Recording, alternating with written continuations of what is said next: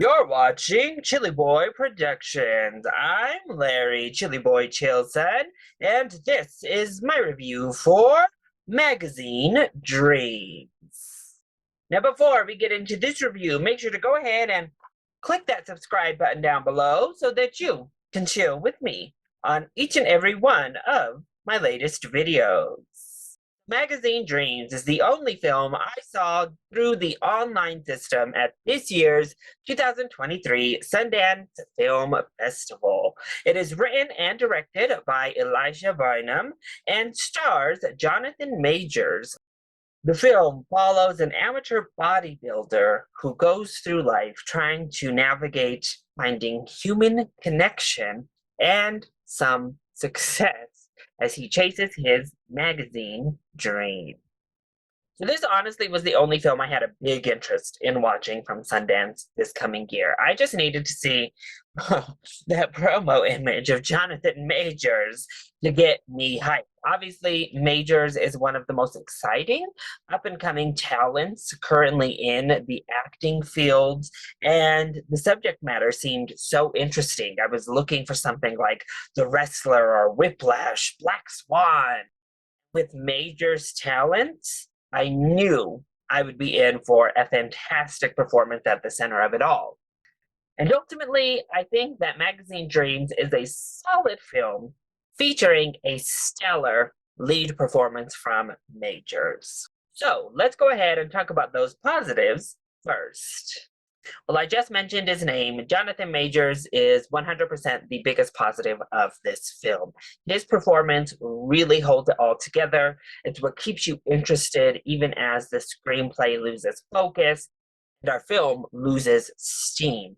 Jonathan Majors is absolutely fantastic. You feel every emotion through this performance. It really is a tour de force. And honestly, if it gets that push that it deserves, you should be watching out for Jonathan Majors come the 2024 Oscar nominations because he's that good. I also really enjoyed the exploration of mental health in this film and how that manifests itself in various types of ways, struggling to really understand human connection and how trauma from an early age really manifests itself in unexpected ways, and how if you are just kind of left to your own devices, if you're given a lift yourself up by the bootstraps mentality when you're faced with trauma, how that manifests itself in really toxic ways. So much of that is done through Major's performance, and then of course the screenplay really tries to tackle that as well.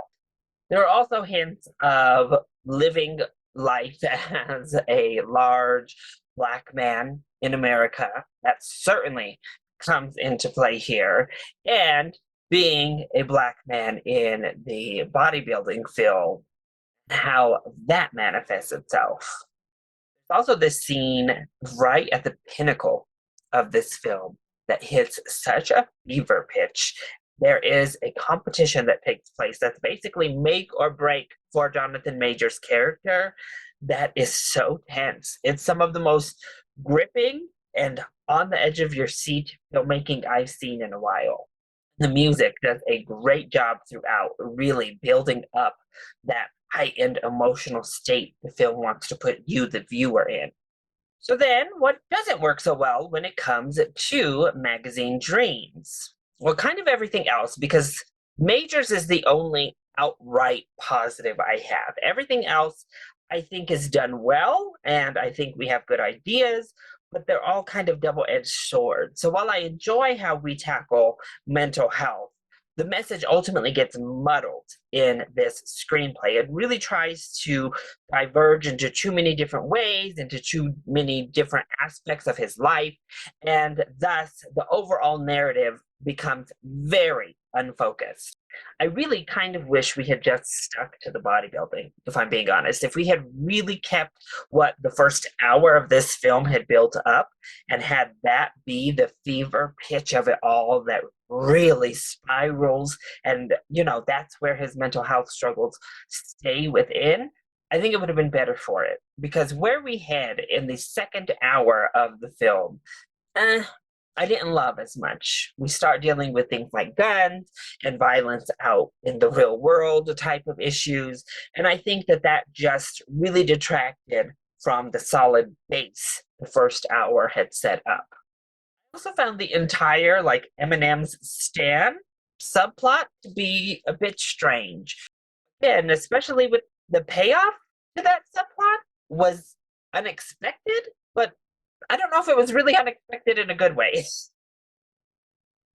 Really, everything that happened in the second hour of this film is kind of strange. We have like a prostitution therapy session.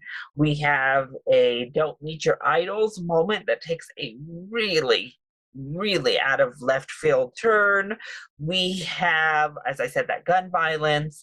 There's a lot that takes place in this second half where the film spirals just as much as the character spirals, but instead of making it feel like the audience is in his shoes as his mental health is kind of just spiraling out of control, you're just watching an incoherent narration take place, and it doesn't really put you in the mindset of the film. Instead, you're still a voyeur watching and wondering really what the filmmaker's trying to do. I think it has major pacing problems. There were several times I kind of just moved my mouse real quick to check how much longer do we have? And it'd be like, oh, okay, we still have a long ways to go. Because there are long stretches of this film that don't really progress things along.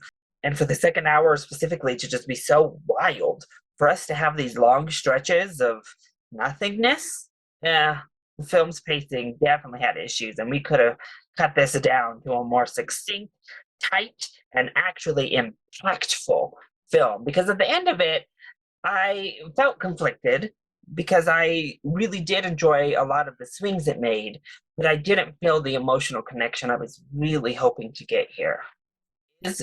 I do think that the direction is really solid for a young up-and-coming filmmaker. I think it's beautiful to look at. As I said, the sound design and the original score are fantastic.